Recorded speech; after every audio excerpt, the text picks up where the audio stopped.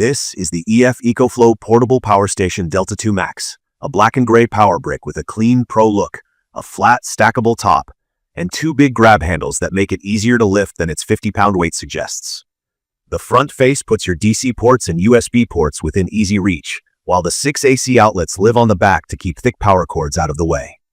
In this video, I've been using it as my home backup and road trip power box, and I want to share what's worked, what hasn't, and what I wish I knew earlier. Key features that matter most to me are the 2048W LFP battery, the 2400 watts continuous AC output with 4800 watt surge, the fast AC charging, and the option to expand the capacity up to 6 kWh with 2 extra batteries. If you're new to this stuff, a quick explainer helps. Watt hours. Describe how much energy the battery stores, like the size of your gas tank. Watts, W. Describe how much power you can pull at once, like the size of your engine. With 2400 watts continuous output, I can run real appliances, not just phones and laptops. With 4800 watt surge, it handles the quick spike when something like a fridge or microwave kicks on.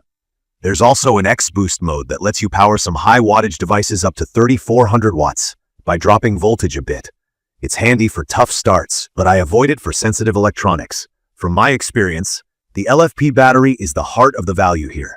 It's rated for around 3,000 cycles before it drops to 80% capacity, which is years of frequent use. LFP chemistry runs cooler and is less prone to thermal issues than older battery types, and the fire-resistant casing adds peace of mind. In my opinion, this alone makes it feel like a long-term tool rather than a seasonal gadget. I've put it through a bunch of everyday tests. During an outage, it kept my full-size fridge going all day without babysitting. I also ran a microwave short bursts with no drama.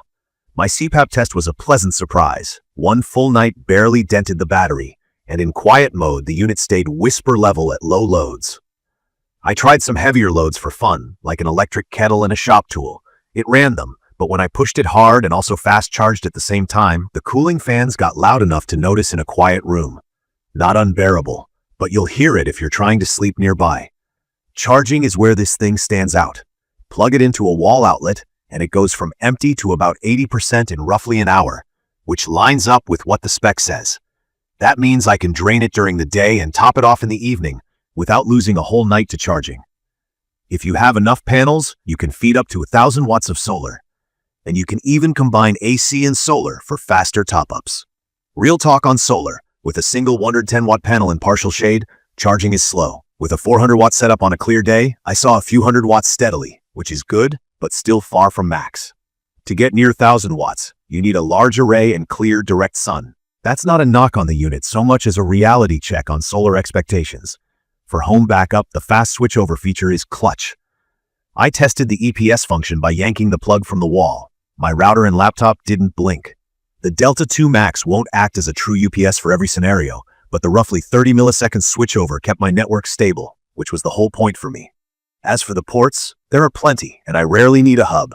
I keep phones, a tablet, and a laptop on the front USB ports, and leave the rear AC outlets for the fridge, tools, or a small heater.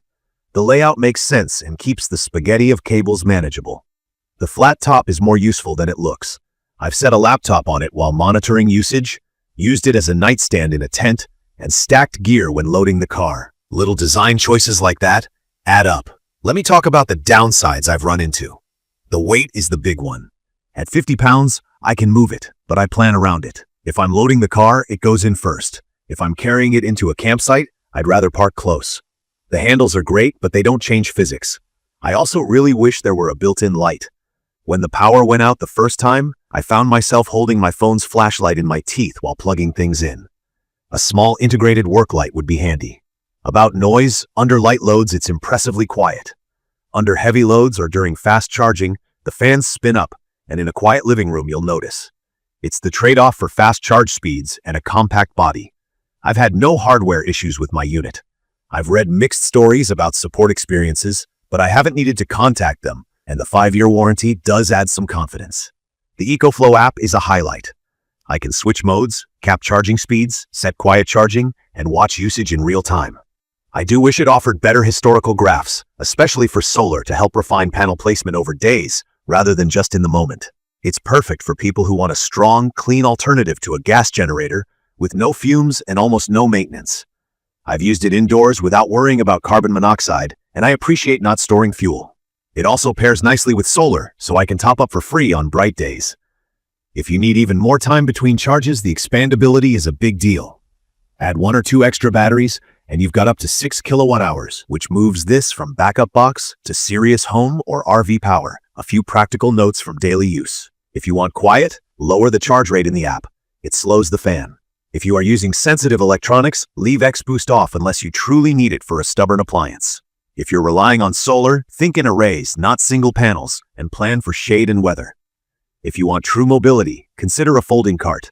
50 pounds gets heavy fast if you're moving it alone. From my experience, the Delta 2 Max hits a sweet spot for capacity, output, and charge speed. It's not a casual power bank. It's a portable power station that can actually run household gear and keep a small setup going for a while. I've used it during outages, in the garage for tools, and on road trips to power a cooler and charge everything else. It's the kind of box you park in a corner until you need it. And when you do, it delivers. I'd recommend this for anyone who wants reliable home backup for key appliances, van and RV travelers who need to run real loads without firing up a loud generator, and creators or contractors who need stable power on a set or job site. If your needs are just phones and a laptop, this is probably more muscle than you need, and the weight won't feel worth it. If you want to run a fridge, a microwave, networking gear, lights, and still have headroom, this makes sense. In my opinion, the biggest advantages are the long-lasting LFP battery, the high power output that covers almost every home device, and the ultra-fast wall charging that keeps downtime short. The trade-offs are the heavy chassis, occasional fan noise under stress, and the missing convenience of a built-in light. For me, the performance and safety benefits win. In conclusion, Delta 2 Max is a serious, dependable power station that does what it claims, and the day-to-day experience backs up the specs. It feels built for the long run, and the flexibility to expand capacity means it can grow with your needs. Just be honest with yourself about the weight and plan your solar setup realistically, and you'll get a lot out of it. You can view detailed information about the EF EcoFlow Portable Power Station Delta 2 Max in the comments section. Thank you for watching.